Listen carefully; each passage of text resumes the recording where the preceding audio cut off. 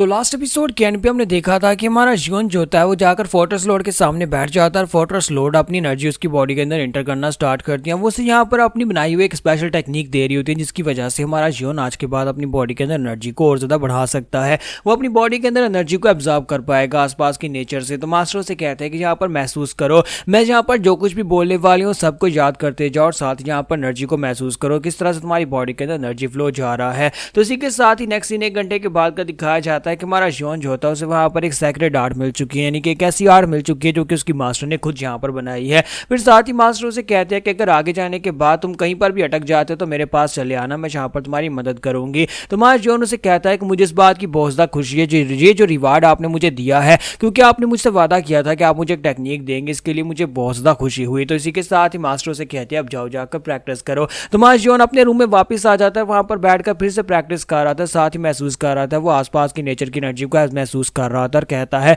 Master की इस technique के साथ मैं आसपास की नेचर की एनर्जी को महसूस कर सकता हूं और इस एनर्जी को अपनी बॉडी के अंदर एब्जॉर्ब भी कर सकता हूं। इसका मतलब यह है कि अब मेरे पास एनर्जी की कमी नहीं रहेगी। जबकि थोड़ी देर के बाद चंग वहां पर आता है और उसे कहता है क्या तुम अंदर हो? तो हमारा जियोन उसे कहता है हाँ मैं अंदर ही हूं। तो वो अंदर आता है और उसे कहता है प्लीज मुझे माफ करना कि तुम्हारी ट्रेनिंग को डिस्टर्ब कर रहा हूं, लेकिन कैप्टन ने तुम्हें यहाँ पर बुलाया है, यानी कि हमारे कमांडर जिनमा ने तुम्हें बुलाया। तो वो कहता है ठीक है चलो फिर चलते हैं। तो जैसे हमारा जियोन उसके साथ जाने लगता है तो मास्टर डू वहां पर आ जाता है। मास्टर डू से कहता है कि ये तो बिल्कुल परफेक्ट टाइमिंग है, तुम यहीं पर हो, ये अच्छी बात है कि तुम मुझे यहाँ पर मिल गए। इससे पहले कि तुम किसी मिशन के ऊपर जाओ मैं यहाँ पर तुम्हें ये देने के लिए आया हूँ। तो हमारा जियोन और चंग दोनों इस बात से काफी हैरान होते हैं। तो हमारा जियोन उसे कहता है कि तुम क्या देने के लिए आए हो? तो वो उसे कहता है कि ये बहुत ही खास किस्म का ब्लू रोब है। पहले वहां पर तुम्हें ब्लू रोब मिला था जिस दिन तुम्हें यहाँ पर ब्लू रोब प्रमोशन में पास हुए थे, और अब यहाँ पर तुम्हें ये वाला ब्लू रोब पहनना होगा। तो हमारा जियोन कहता है कि इसमें और उसमें डिफरेंस क्या है? तो इसके बाजुओं के ऊपर जो निशान होते हैं, यानी जो फोर्ट्रेस का जो निशान होता है वो गोल्डन कलर में होता है। तो मास्टर डू से कहता है कि तुमने यहाँ पर जिस दिन प्रमोशन हासिल की थी उस दिन तुम सिर्फ और सिर्फ एक ब्लू रोब के मास्टर बने थे,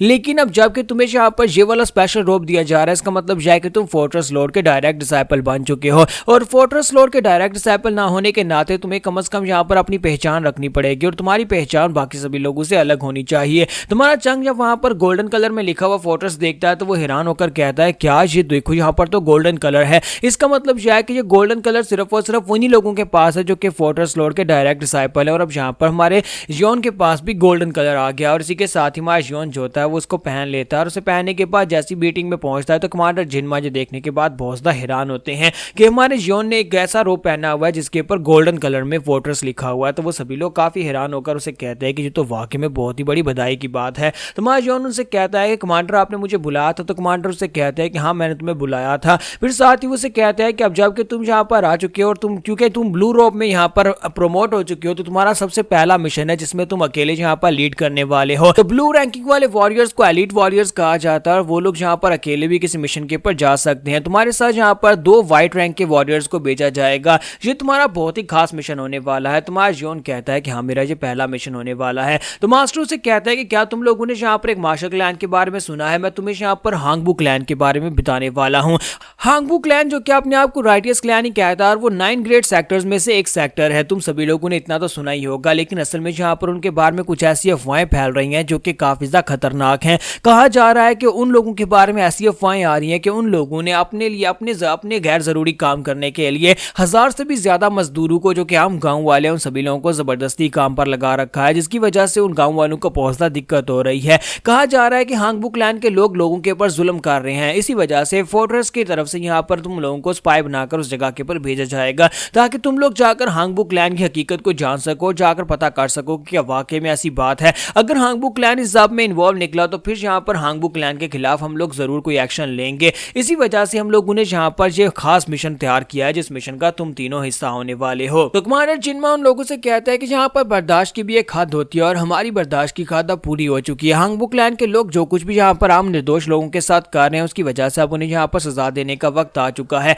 इसी वजह से अब हम लोग यहाँ पर उनको सजा देने वाले हैं। उन लोगों ने इस वक्त जिनान शैंडोंग के अंदर पूरी की पूरी जमीन के ऊपर कब्जा कर रखा है। हांगबू क्लैन ने अपने आसपास के हर एक एरिया, हर एक छोटे मोटे गांव के ऊपर कब्जा कर लिया है, और क्योंकि यहाँ पर उनकी फैमिली की जो मेन ब्रांच है वो रॉयल्टी से आ रही है, यानी कि इंपीरियल फैमिली से आ रही है, इसी वजह से उन लोगों के ऊपर डायरेक्टली इल्जाम लगाना तो पॉसिबल नहीं है और ना ही हम लोग इस सब में इन्वॉल्व होना चाहते हैं। इसी वजह से हमें यहाँ पर सबूत चाहिए होंगे और साथ ही हमें यहाँ पर यह करना है कि तुम लोग वहां पर जाकर उन्हें गुस्सा दिलाओगे। तो वो उसे कहता है कि मैं चाहता हूँ कि तुम अपने साथ यहाँ पर 2 व्हाइट रॉब्स को लो और इस बार तुम्हें ड्रैगन फिनिक्स समिट के अंदर जाना होगा, ड्रैगन फिनिक्स कंपटीशन का हिस्सा बनना होगा। वहां पर जाने के बाद क्योंकि हांगबू क्लैन का यंग मास्टर उस जगह के ऊपर आने वाला, तुम्हें उस यंग मास्टर से मिलना होगा और साथ ही उस यंग मास्टर को गुस्सा दिलाना होगा। तुम्हें उसे इस तरह गुस्सा दिलाना है कि वो इतने ज्यादा गुस्से में आ जाए कि वो अपने हांगबू क्लैन के एल्डर्स या फिर अपनी फोर्सेस को लेकर तुम्हारे पर अटैक करे। अगर वो ऐसा करता है तो फिर यहाँ पर हमें एक मौका मिल जाएगा उनको वाइप आउट करने का। लेकिन इस बात को याद रखना है कि तुम्हें उसे इस तरह से गुस्सा दिलाना है कि वो लोग यहाँ पर एक बहुत ही बड़ा एक्शन ले, यानी कि अपनी पूरी फोर्सेस को यूज करे, कम से कम आधे सेक्टर की फोर्सेस को यूज करे तुम्हारे खिलाफ। तभी हम लोग यहाँ पर कुछ कर पाएंगे,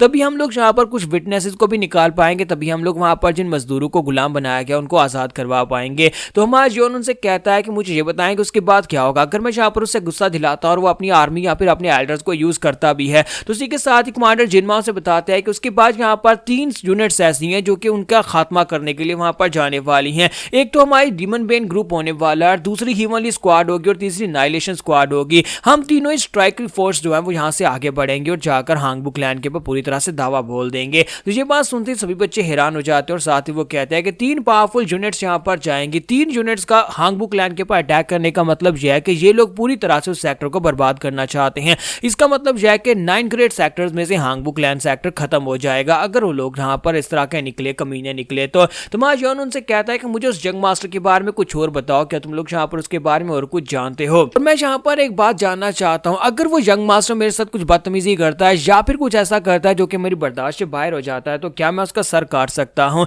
तो कमांडर से कहता है ये फैसला तुम करोगे क्योंकि तुम्हारे पास अब यहाँ पर ब्लू रोब है और तुम ब्लू रैंक में हो। तो ब्लू रैंक का मतलब ये होता है कि तुम मिशन के दौरान कोई भी फैसला खुद से ले सकते हो। इसका मतलब यह है कि तुम अगर किसी को मारना चाहो तो उसे मार भी सकते हो, लेकिन तुम्हारे पास प्रॉपर एक्सप्लेनेशन होनी चाहिए। तो मिस बेग भी उसे कहते हैं कि ये मिशन बहुत ज्यादा खतरनाक होने वाला है, तो क्या तुम वाकई में ये करना चाहते हो। तुम्हारा जॉन कहता है कि हाँ मैं ये करना चाहता हूँ। तो ब्लू आई डीमन उसे कहता है कि मैं तुम्हें यहाँ पर एक बात बताऊं कि तुम्हें हांगबू क्लैन के यंग मास्टर के बारे में कुछ भी नहीं पता होगा, लेकिन उसके बारे में कहा जाता है कि हांगबू क्लैन का यंग मास्टर एक बहुत ही टैलेंटेड लड़का है, लेकिन उसकी कॉन्स्टिट्यूशन बहुत ज्यादा वीक है, यानी कि वो बहुत ज्यादा स्ट्रॉन्गर भी है और साथ ही साथ उसके अंदर एक बहुत ही बड़ी कमजोरी भी है। तुम्हारा जॉन इस बात से काफी हैरान होता है। तो ब्लू आई डीमन उसे बताता है कि उस लड़के के पास 16 डिवाइन मेरिडियंस हैं, एक ऐसी बॉडी जिसके अंदर एक्सट्रीम यांग एनर्जी होती है जिससे वो अपनी बॉडी के अंदर एक्सट्रीम हीट पैदा कर सकता है। एक बहुत ही खास किस्म की बॉडी है, जैसे कि हमारे जॉन के पास डिवाइन डेथ स्टार वाली बॉडी है वैसे ही 16 डिवाइन बॉडी भी होती है। ये 16 डिवाइन बॉडी जो होती है इसके अंदर भी वैसे ही होता है कि जब आपकी बॉडी के अंदर एनर्जी ओवरफ्लो हो जाती है तो वो यंग मास्टर भी मर जाता है जिसकी बॉडी के अंदर ये स्पेशल कैरेक्टर्स हूं। तो हमारा जॉन वहां पर सोच रहा होता है कि इसका मतलब यह है कि वो लड़का मेरे जैसा है, जैसे कि मैं डिवाइन डेथ स्टार हूं, मैं किसी भी टेक्निक को देखकर कॉपी कर सकता हूं, वैसे वो लड़का 16 डिवाइन टेक्निक 16 डिवाइन बॉडी के साथ है, जैसे वो अपनी बॉडी को एक्सट्रीमली हीट के साथ बहुत ज्यादा स्ट्रॉन्गर बना सकता है। यहाँ पर हम लोग अपनी एपिसोड 49 का एंड करेंगे और नेक्स्ट एपिसोड में हम लोग देखेंगे कि हमारा जॉन अपने पहले मिशन को किस तरह से पूरा करने वाला है। इसका मिशन बहुत ज्यादा सिंपल है, जाकर उस यंग मास्टर को गुस्सा दिलवाना है।